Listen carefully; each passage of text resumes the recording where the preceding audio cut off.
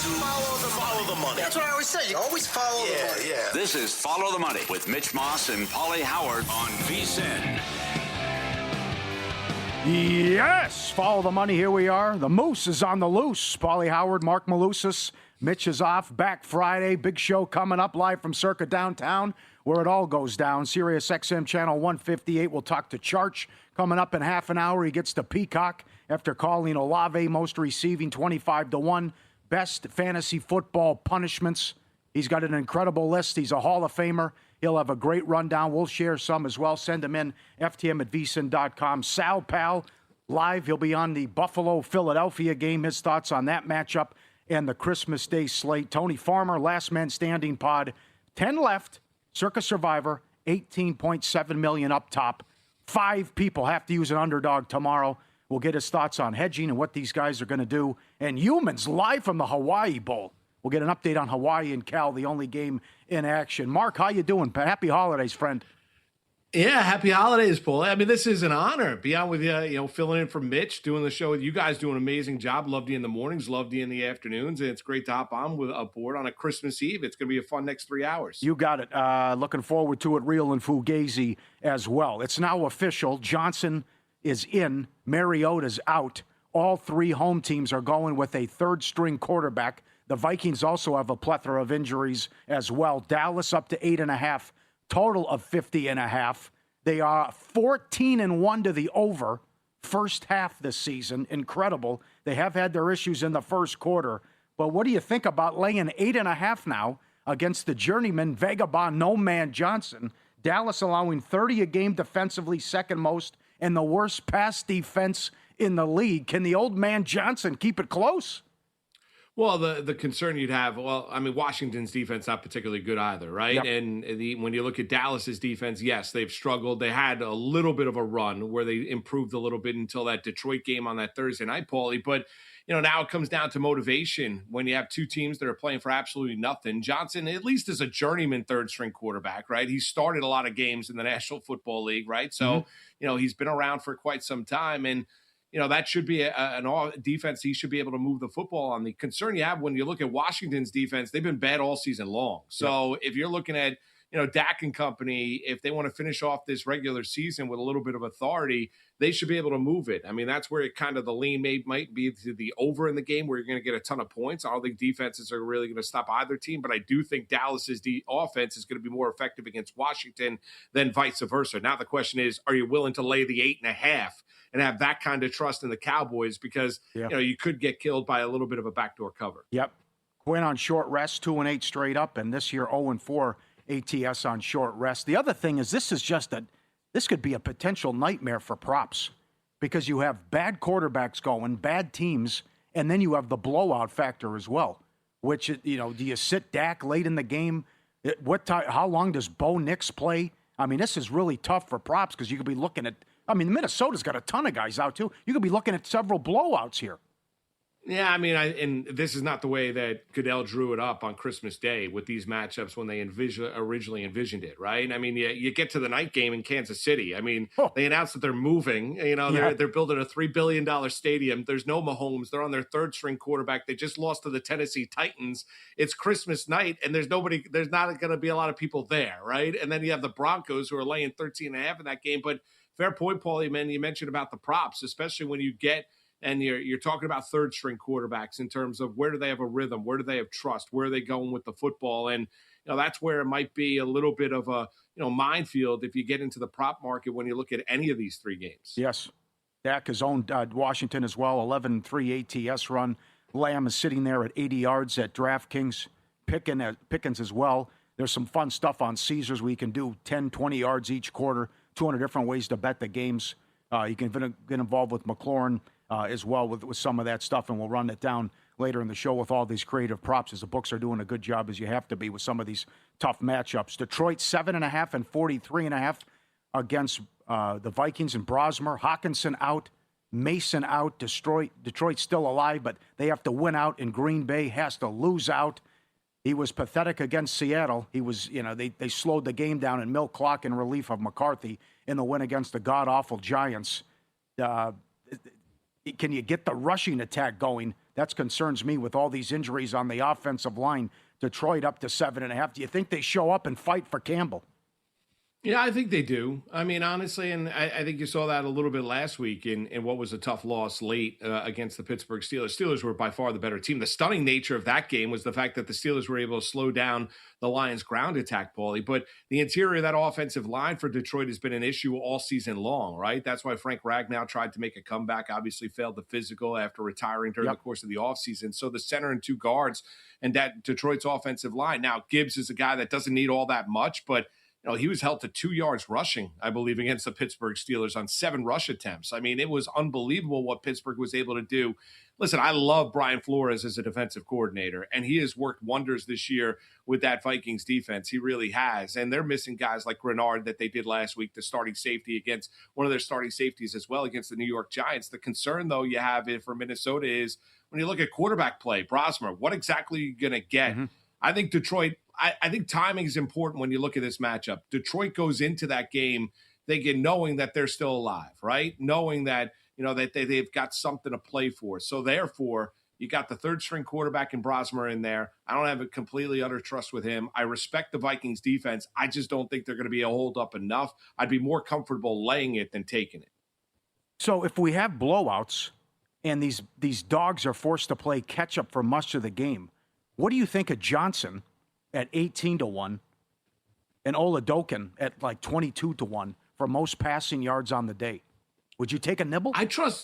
I trust Johnson more than I trust Oladokin. Yes. I mean, because the weapons are there down in Washington, and he's still got Kingsbury. I mean, we've talked about Kansas City's offense being stagnant when they had Patrick Mahomes, that they were lacking explosiveness, right? Kelsey's thinking about getting married and during the course of the offseason, and, he doesn't look like the same tight end that he did 3-4 years ago. It's like Father Time catches up with everybody, Paulie, but when you look at Oladokin, it's hard to imagine, and they're going to be playing catch-up. The problem he's going to have is he's going up against arguably the second-best defense behind the Houston Texans in the National Football League. And I think Denver, coming off the home loss to the Jacksonville Jaguars, wants to try and make a statement against Kansas City, and they should be able to, given the lack of pushback that you saw from Kansas City a week ago down in Tennessee. So you potentially have the big matchup on deck against the Chargers, which could decide the division if the Chargers beat Houston on Saturday. Is Peyton likely to run the score up, though, and take out all these years of frustration on Kansas? They're the biggest home dog ever. They were 13-point dogs against Kenny Stabler in 77. Tip of the cap to Evan Abrams. Does he run it up or does he pull guys and just say, I'm getting ready for the next game, I don't want to get anyone hurt? All right, Paulie, but let me ask you this. If you go into that game tomorrow night, how many points do you think Kansas City realistically scores? 10?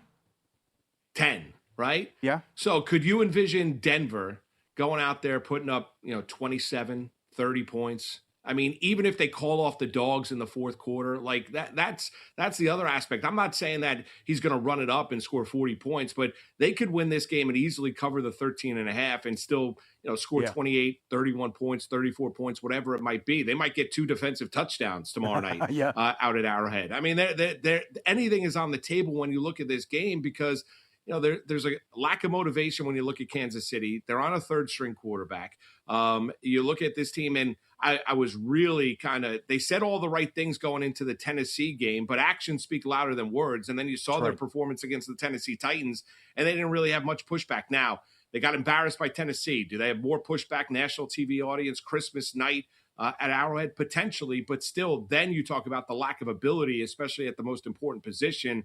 I don't really think Oladokin's all that good. He ran the ball a lot at South Dakota State. He's being priced in Phillip Rivers territory, his first game, where he's only 150 yards passing, which you could get that on accident, but also the Chiefs have a ton of guys out as well. But that, I think the only way maybe you could get over that and would be if you're down 21-0 and you're throwing the whole second half. That's the case there. But 150 yards, that is low, and I don't know what to expect out of the kid either. And Reed's put him in a tough spot here, which he talked about Sunday, where he's not getting any reps. Yeah, or maybe you have like a Mike Kafka kind of game where they allow him to throw the ball 13 times for 35 yards. I mean, ridiculous. That's it. And absolutely ridiculous. And then he's defending it after the game for the New York Giants, which makes little to no sense. Dallas up to 485 on the money line at DraftKings. Lions 355. Broncos are 1,100 So that'll be important when we talk to Tony coming up about these people who have to hedge because they have to use 5 underdogs in Circa Survivor. Some of the props that are up. Will there be a point in every quarter of the games is plus $1.10? A field goal in every game is plus 160. Johnson most passing yards anywhere from 15 to 18 to 1. Number one, if they're playing catch up, or he can eat against a bad Dallas defense. Kansas City, they have high-low team. Kansas City minus $2 to score the fewest points tomorrow. Minnesota's 4 to 1. And a 2-point conversion, minus 130. All teams to score a touchdown, minus 175. Overtime, 4 to 1. Safety is 6 to 1 with some of these matchups tomorrow. It's going to be bizarre with all these backup quarterbacks, Mark. I would actually lean toward Minnesota scoring the least amount of points. Would you? Okay. Even with Kansas City going up against Denver at 4 to 1, I wouldn't let I don't love the odds when you look at Denver. Obviously, they're the most obvious, but I would lean Minnesota. I think Detroit tomorrow afternoon, mid game, middle part of the day, is going to want to send a statement, and I don't think Brosmer is going to move all the football from what we saw Seattle and what we saw second half against the New York Giants. And down 2 key players as well. That's not bad. Well, looking for the perfect holiday gift or a smarter way to bet the biggest games of the season? VSiN's Holiday Special gives you VSiN Pro access through May 1st, just $79. Every best bet, every host, every guest, the betting splits, the AI-powered props, and the college football betting guide. Give yourself the gift of smarter betting. VSiN.com/subscribe. Get it now, a $50,000 hit. And Video Poker will share up next at the Bellagio. Win, lose, and also a good NBA card tomorrow. Straight ahead, follow the money.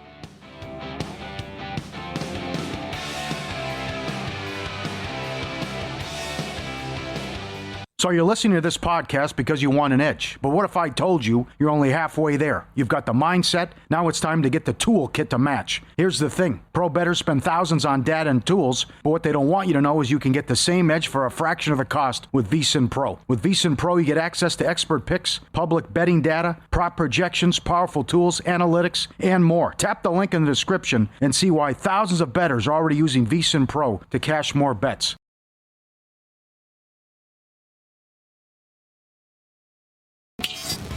This is Follow the Money on VSiN.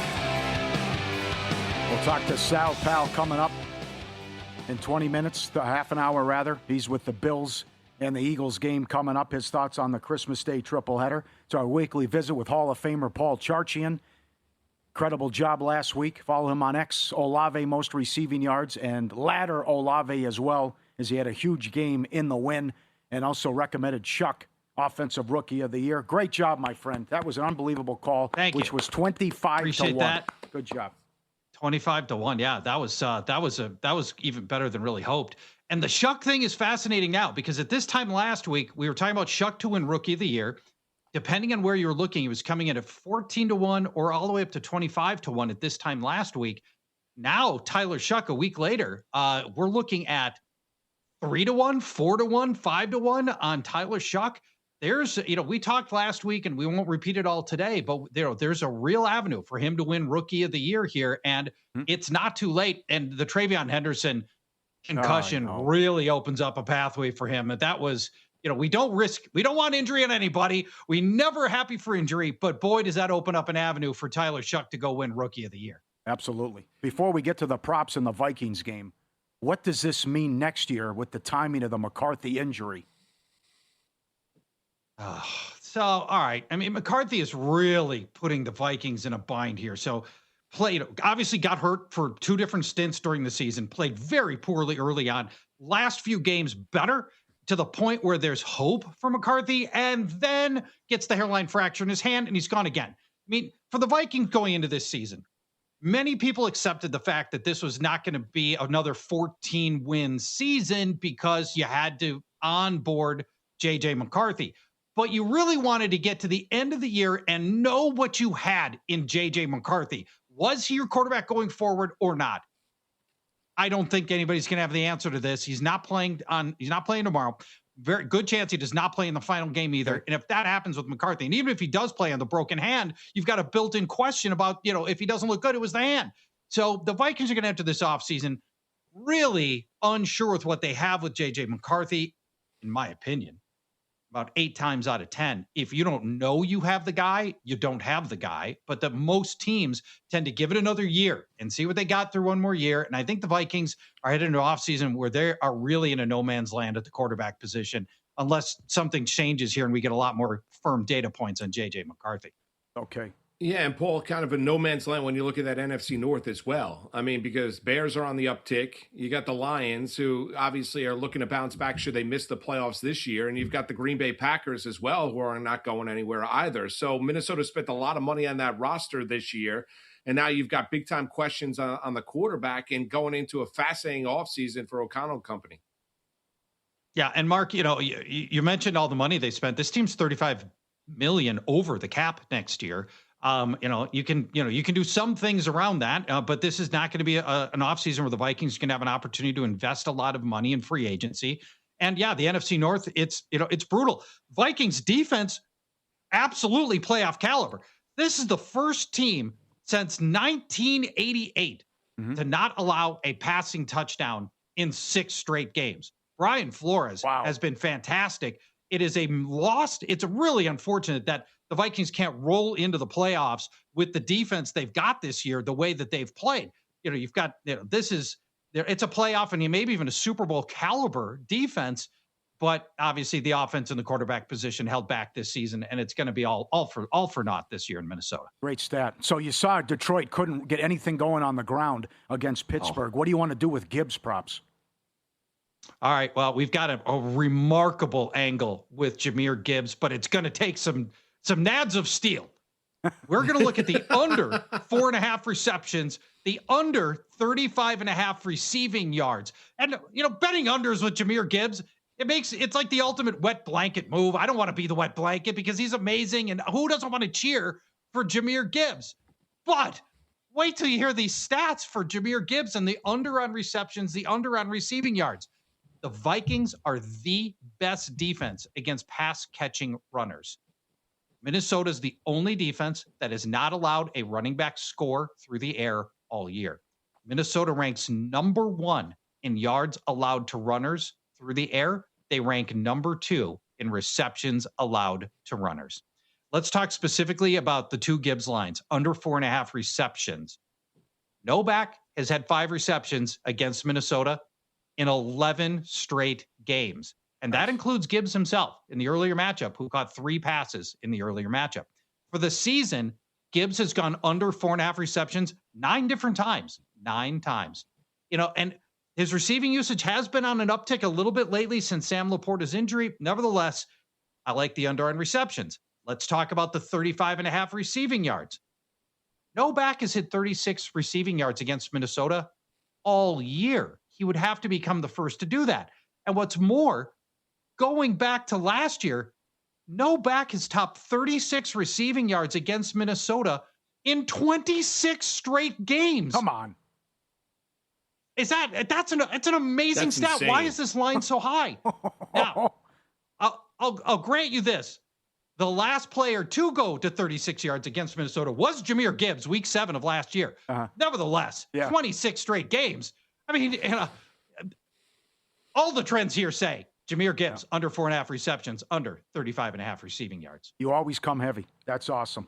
That's fantastic. Paul, Go ahead. I'm sorry, Paulie. I want to ask you, stay in that game from a Minnesota perspective with Brosmer at quarterback. Who's the beneficiary of that in the receiving game? Well, I'm glad you asked, Mark. The guy that we're going to look at is Jordan Addison. Now, for some of your listeners, you can just say, all right, it's a Max Brosmer start. I'm out. And I totally get that. We'll talk about that more in a minute. Now, Paulie, I want to talk about our old friend, Amik Robertson. Yes. Those new to follow the money. Amik Robertson is the replacement cornerback for the Lions, who they've been forced to start. We've been picking on Amik Robertson this year frequently. We're going to do it again here. Since week 12, Amik Robertson has been objectively the worst cornerback in the NFL. He is the most targeted player in the NFL since week 12 at any position, Amik Robertson. He has allowed the most receptions of any player at any position since week 12. He has allowed the most receiving yards. He's allowed the 6th most yards after the catch. Last week, the Lions moved Robertson into the slot just to try to shake things up and hide him a little bit. they still targeted him 7 times, and he allowed 7 receptions last week. Now, unclear if Amik Robertson's going to be outside or if he's going to be on the slot this game, but I don't think it matters because the Vikings receivers run from all over the field, including Jordan Addison. His over-under on receptions is 3.5, and that's what we're looking at here is 3.5 receptions for Jordan Addison. A little more detail on Robertson. Because the Lions are missing both of their starting safeties, Brian Branch and Kirby Joseph, they're lining up Robertson way, way off the line of scrimmage and putting all of this buffer in. So it's a lot of short, easy catches on Amik Robertson. And that's something Max Brosmer can actually do. He can throw short, easy, fast balls. And I think we can ask him to do that here. Over the last 5 weeks, the Lions have allowed the most passing yards to wide receivers, the second most receptions to wideouts, 15 receptions per game over the last 5 weeks, just to the wideout position. 15. I need to get to 4 on Jordan Addison to pay this ticket. All right, last thing. And I'm sorry this is such a long discussion. That's great. Max Brosmer. And a lot of people are just going to throw this whole Jordan Addison thing out because it's Brosmer, and he got absolutely destroyed by Seattle in week 13, his first NFL start. He's probably going to be better in his second NFL start, but Seattle's also a great defense.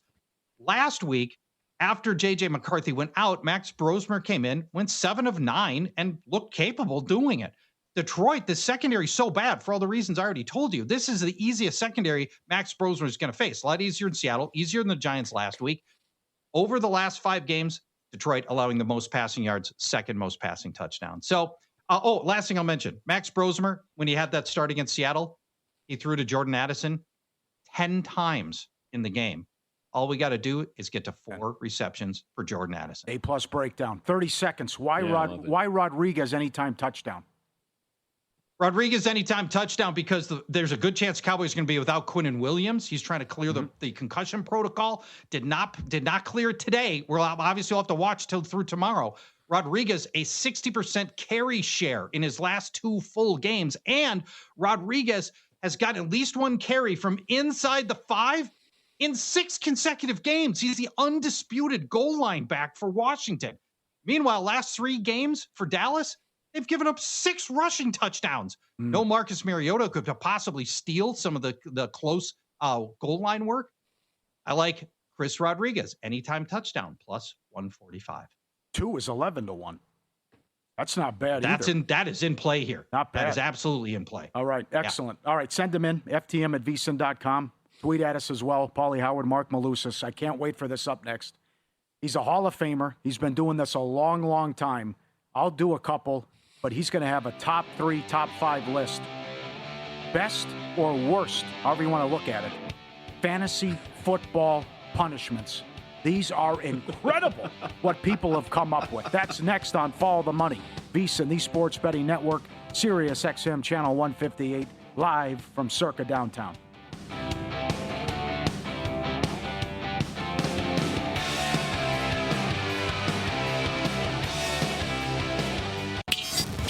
This is Follow the Money on VSiN. Double shot with Paul Charchi in the Fantasy Football Hall of Famer. Sal Pal, another Hall of Famer coming up. Happy holidays, Merry Christmas. Gibbs, props under, Addison over receptions. He had an incredible breakdown 5 minutes ago. Okay, so you've been doing this over 30 years. You started fantasy football pretty much. You've been incredible with your resume. You've seen everything, heard everything. Best fantasy football punishments. Quickly, this one was on Instagram. You have to show up at a bar when it opens at 10 a.m. until it closes at 1 a.m. You can take an hour off for every shot. You can take off a half hour for every beer. Phil sent in Waffle House 24 hours. You take an hour off for every waffle you eat. Also, yeah, better. You have to go to open mic night and prepare 10 minutes of stand-up. And your buddies are in the audience as well. And this came in from our buddy Nish. You have to take the ACT or the SAT and sit with the high schoolers and then share and go over the score after it's done. That's what I have. Those are all good. The one that the open mic night, I want to drill down on that because they're doing it wrong. Okay. They're doing it wrong. Okay. Here's how the open night mic punishment works. And this is, again, for people that don't know, this is whoever finishes last in your fantasy league. And this also prevents tanking. If there's a real penalty involved, nobody tanks, which is great. Yep. The loser does need to perform an open mic night with the league, the rest of the league in attendance. Here's where it's different. The jokes are written by the league on index cards, and the loser has to cold read the jokes for the first time on stage. You take the jokes out of an envelope one at a time, and you got to read them on stage, whatever's been written by the league to put in your mouth. That is how you do the loser punishment on open mic night. Wow. Let me tell you about another league. This one's in Washington, D.C. I love this one. The winner gets to choose the geographic destination for the loser to spend the entire Super Bowl day. They have to go at their own expense wherever the league winner sends the loser. Must be in the continental U.S., places they've chosen so far. International Falls, Minnesota, the northernmost point in the country. Yes. It was negative 17 degrees on Super Bowl Sunday. Somebody had to fly into Minneapolis, trek their way 4 hours north to International Falls, Minnesota. The next one, Devil's Tower, Wyoming. You remember this from Close Encounters from the Third Kind? God. That thing that gets out of the... It's in the middle of nowhere, in a state that's in the middle of nowhere. Yes. You got to make your way to Devil's Tower and watch the Super Bowl from Devil's Tower. I love that one as well. Let me give you a couple others. A lot of people like to do something that I guess makes you feel a little bit awkward, and you have to admit it. Yeah. Pink license plate holder, Luke, that says, I suck at fantasy football, and you got to have this on your car all year. For the entire year, you have to have that on your car. Wow. I finished last in my fantasy football league, or I suck at fantasy football. Last place, fantasy football league. That has to be on your car for 1 year. That's awesome. I'll give you another one. Please do. Sandwich board downtown, or you have to wave a flag downtown in rush hour traffic that says, Wow. I suck at fantasy football. There's the picture of, oh, Some man. public humiliation Oh, wow. right here for fantasy football losers. That is excellent. That is But there's got to phenomenal. be something. But I love the idea that, and it's very creative because I get frustrated because I'm in fantasy leagues where there are guys that are out of it and they don't hit the waiver wire. They keep guys that are on IR in the lineup, and you need them to win in a week to get into the postseason, and you've got no chance, and they don't pay attention because their season's over weeks ago. So there needs to be a little bit of pushback on that, Paul. Yeah, exactly. International Falls, Minnesota level pushback certainly works. That'll keep you laser focused on your fantasy team, no matter how bad it is. That open mic night's strong, man. I was just, man, that's good that's stuff incredible. right there. Yeah, that is strong. Yep. FTM@vsin.com. Tweet at us as well for best fantasy football punishments. Great job as always with that. Charch, the late game, it turned into a nothing burger because of what's going on with the Chiefs and Mahomes out. Who can you make a case for with the Broncos? I got two guys. I want to start with Jaleel McLaughlin, the backup running back for the Broncos, over 23.5 rushing yards. It's a 13.5 point spread. So there's a real chance that Kansas City quarterback Chris Oladokun, it simply can't function against a really good Denver defense trying to battle for the 1 seed in the AFC. So there's a chance here that Kansas City is a total non-factor for much of this game. If the blowout is coming, it's going to be Jaleel McLaughlin time in the second half. Remember, Broncos are already down J.K. Dobbins. So putting R.J. Harvey at unnecessary risk in a blowout is a bad idea. McLaughlin coming off a solid showing last week. He's the clear number 2 rushing option. And while the Chiefs' run defense was good most of this year, last week when they had been eliminated, they just sort of exhaled and got run over by the Titans runners, Tony Pollard and Tajay Spears with big numbers. So if you see the blowout coming, one way that we can cash on that is Jaleel McLaughlin getting a bunch of mop-up work over 23.5 rushing yards. Anybody else in that game? Why, yes. Thank you for asking, Mark. How about Troy Franklin? So we can't pick anybody that's got a big number because I just said they're going to run, that Denver's going to run the ball a lot. How about some Troy Franklin over just 35.5 yards? He can, if they're battling through the air for 3 quarters or even a half, Franklin can get to 35.5 yards. Big injury narrative in play here. First, rookie wide receiver Pat Bryant is not very unlikely to clear the concussion protocol after getting hospitalized on that 1970s era hit that he took last week. That was brutal. I don't think he's going to play here. Bryant was surging in usage over the last month, and without Bryant, that puts Troy Franklin on the field basically every play. And it looks like, speaking of injuries, the Chiefs' top 2 cornerbacks are not going to play. Trent McDuffie, the team's best cornerback, he remains in the concussion protocol to this point. And last week, without him, Parker Washington roasted the Chiefs from the slot. Franklin is the team's leading slot receiver and was until Pat Bryant started to mow his lawn. He's going to run from the slot a lot, take advantage of Trent McDuffie not being there, but also the Chiefs' other starting cornerback, Jalen Watson's got a groin injury. He may not be able to go either. And that puts these injuries are going to put undrafted rookie cornerback Kevin Knowles on the field for the Chiefs, especially in the slot. He is so green.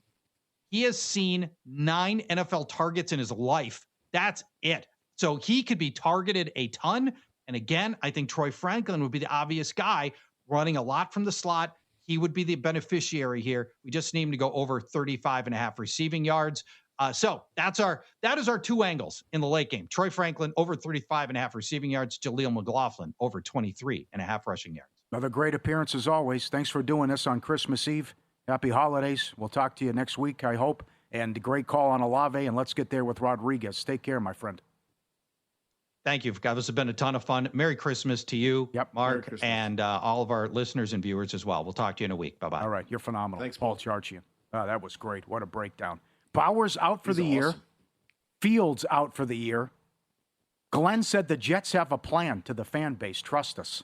I mean, there's 2 incredible stats. Number 1, they don't have an interception. That's an NFL record. They're not going to get one because they play the May and then Josh Allen. The other one is Garrett Wilson still leads them in yards. How many games has he played? I mean, this is impossible. Well, no, he's been out forever. And they announced about 2 weeks ago that they shut him down for the rest of the season, rightfully so. And they're continue to roll out Brady Cook, even though Tyrod Taylor's healthy. Yeah. And Aaron Glenn's basically telling you that they're trying to win football games. They're not trying to win football games, Paulie. They don't care. And Glenn's got his own issues. I mean, and there are a lot of Jet fans in the tri-state area that basically said, we've seen enough. We don't necessarily think Aaron Glenn's a particularly good head coach. He and Muji bought themselves some time here with the way that they've handled this roster, the trading of Sauce Gardner to Indy, Quinnen Williams to Dallas, obviously handling of other situations. He fired Steve Wilkes, the defensive coordinator, about a week and a half ago, so he threw him to the Wolves. So there are massive issues for the New York Jets. The one thing Woody has yet to get involved. Outside of criticizing Justin Fields about 6 weeks into the NFL regular season, Woody Johnson and his sons have not gotten involved. That's been the only positive this year for the New York Jets. How about the Giants? This is the first game in NFL history where both teams are on a 9-game losing streak. The Giants are underdogs against the Raiders.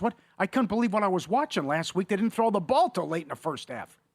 I know, 144 mark in the second quarter. Jackson Dart attempted his first pass. I mean, I felt like I was watching Vince Lombardi and the Packers. Yes. I mean, run it. They were running the ball well, I get it, but you have a first-year quarterback in Dart who's actually good. Yep. This isn't Jake Fromm at quarterback. This is a guy who can actually throw the ball, and they're like, no. We're just going to run it and hand it off to Tyrone Tracy every down. Don't even play him then. That was so ridiculous. And, boy, they missed from an offensive standpoint. They missed Dable and how bad it's been. So that's an incredible matchup. NFL record futility coming up with the game out here. Paulie Howard, Mark Malusis, Follow the Money. VSiN, the Sports Betting Network. Another Hall of Famer, Sal Pal, up next. He's in Buffalo for the Eagles-Bills game, and we'll get his thoughts on the 3 games tomorrow coming up on Follow the Money. VSiN, the Sports Betting Network, Sirius XM, Channel 158. Keep it locked.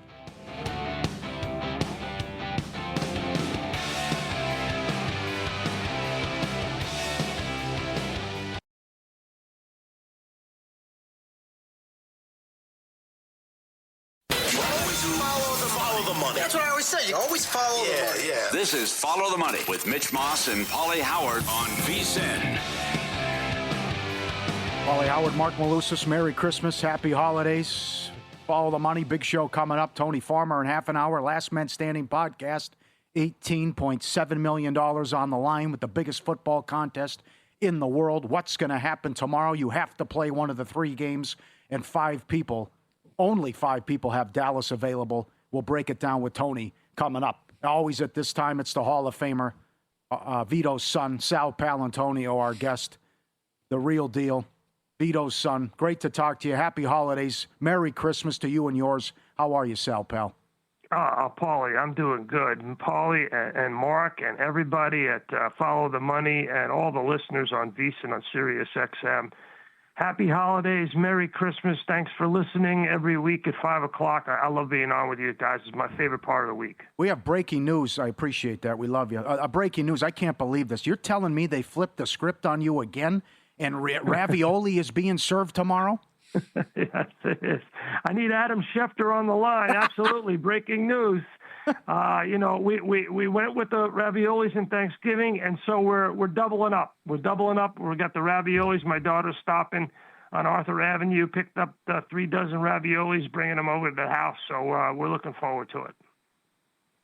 Well, Arthur Avenue around the holidays, if you're not familiar with the tri-state, is as good as it gets, and they have unbelievable Italian specialties. So if you're getting ravioli from Arthur Avenue, that's not all that bad, Sal.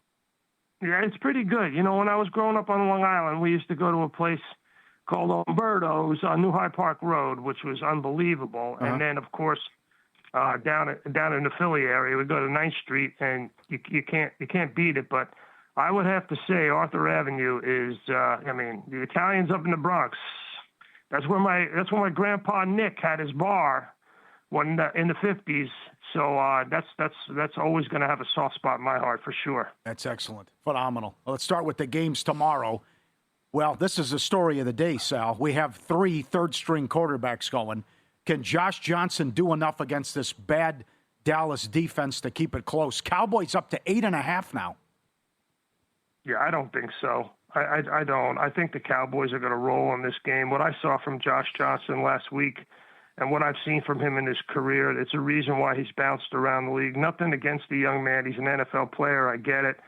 But when you're rolling out Josh Johnson, it's pretty tough to do. I mean, the Commanders are home. I understand that. But I just like the Cowboys in this game a whole lot. I got to tell you, I like the Broncos a lot. Yeah. I like the Broncos without a doubt. I mean, I think the Broncos are going to roll in this game. You could have a third-string quarterback with the Chiefs as well, right? So the only team, the Lions are the only favorite, really. The 1.5 favorite against the Vikings. It's a gotta-have a game for them. They're still somewhat alive in the playoff hunt. Okay, you're going to Buffalo for the big game with the Eagles. They're off the hat and T-shirt game against Washington. What do you think the Eagles' mindset is here going against the Bills? And the Bills cannot stop anything on the ground. Yeah, the problem with this, Paulie, this game is it's very difficult to figure out what the matchups are going to be, right? Because the Patriots play in the 1 o'clock hour. They beat the Jets most likely at MetLife in the 1 o'clock hour. Mm-hmm. It's supposed to be snowing like crazy. Snow and sleet and, freezing rain in Buffalo throughout the game on Sunday. I'm going to be there. Unfortunately, the weather's going to be terrible. So with Josh Allen with that bad foot, I don't know how long they're going to keep him on the field. They have such a slim chance to overtake the Patriots in the division. The Pats have to lose both games, and the Bills have to win both. And the Pats have an easy one in their last game. So I don't know how much we're going to see Josh Allen. Same goes for Jalen Hurts. I don't know how much we're going to see him in this football game. I really don't know how much we're going to see him. The Eagles are really stuck in the third position. Yep. A lot has to happen for them to move out of the third position. And they've already cashed in the big number, right? They're the only team to win their division in back-to-back years. All the other 7 divisions are crowning new champions. First NFC East title winner back-to-back in 20 years. I think, and when you look at it, right, that's how tough it is to repeat as a division champ in the National Football League right now. It's really a survival of the fittest. There's so many obstacles, potential obstacles, and you just mentioned it with all these backup quarterbacks. That's the most difficult obstacle of all. Injury to your starting quarterback. Jaden Daniels gone. Daniel Jones, Mahomes gone. Brock Purdy missed time. Love knocked out with that vicious helmet-to-helmet hit. We don't know what his status is. Lamar Jackson exits with a sore back. in the middle of a must-have nationally televised game. J.J. McCarthy's got a broken right hand. Josh Allen sprained foot. Justin Herbert and Aaron Rodgers are both playing through broken bones in their left wrist and hand. C.J. Stroud, concussion, missed time. Tua benched.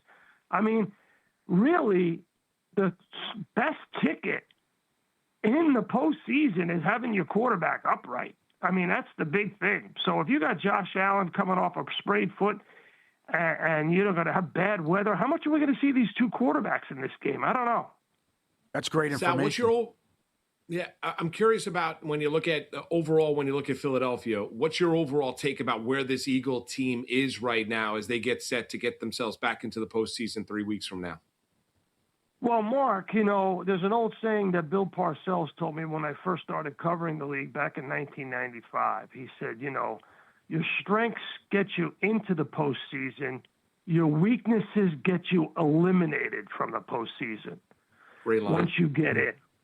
And I always remember that. And the Eagles' strengths right now, I think, of the 14 teams that are on the qualifying bubble or in the playoffs right now, I think the number one unit overall is the Eagles' pass defense. It is better than any unit defensively for any team, and I think it matches up well against any passing game. The Eagles' defense, Fangio has basically stopped blitzing. He is using four-to rush without Jalen Carter the last couple of weeks, by the way. Without Jalen Carter, four-to rush, dropping 7 in coverage. His matchup, man-to-man, zone defense, whatever you want to call it, it's a hybrid. It's so effective because he's got two corners, Cooper DeJean and Quinyon Mitchell, going to the Pro Bowl. That's the only team that has that situation. So he's got a great secondary, two great linebackers. His middle linebacker, Zach Bond's going to the Pro Bowl.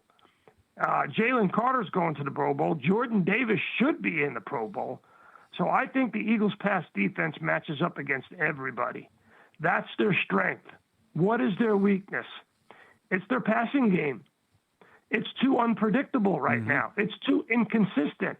And then the biggest problem they have is this kicker. Yes. Paulie, you and I are on the same page about kickers. Yep. Right? We always talk about kickers because the NFL is built on close games. Jake Elliott has now missed 7 field goals in 15 games. Yep. He missed 6 kicks in the last 5 games, including point after. And he's only attempted 24 field goals, giving him a success rate of 70.8%, lowest of his career. Paulie, the league average for field goal success in this season is 85%. He's 15% below the average. The average.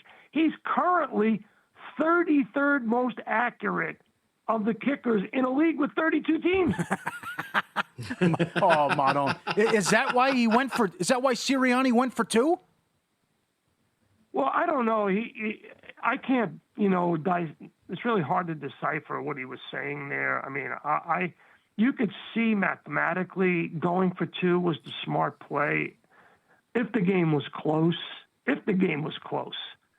But the only kicker that Elliott is ahead of right now is Joshua Carty, who missed 5 of 15, and he's on the practice squad right now. Oh, man. And the Eagles blocked his last kick and returned it for a touchdown. That's how bad Elliott's been.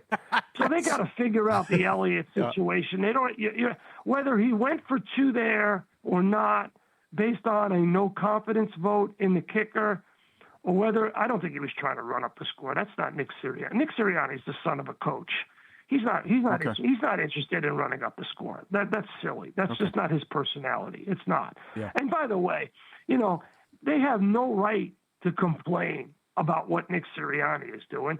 Their head coach punted or went for field goals when they had 4th and very short makeable plays. Amen.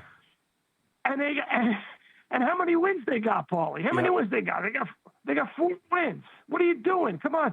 If you exercise those muscles on your offense that you haven't all year in a game that's meaningless, at least get them out there and play, right? Yeah, great rant. I totally agree with you. How about this Saturday afternoon game? Gotta have it game. Herbert against the Texans. He's brought up what happened last year when he was terrible with all the interceptions. Chargers 1.5.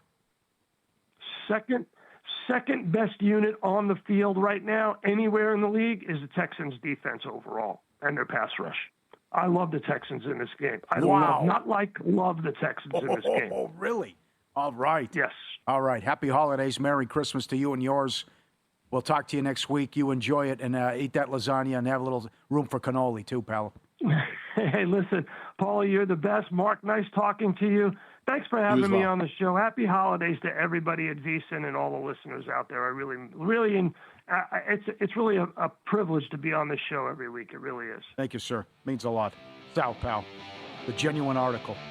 What do I got on Herbert? Herbert, 15-23 straight up against teams with a winning record in his career. Real or Fugazi? Coming up next with a shocker about who could be the next coach of the Giants.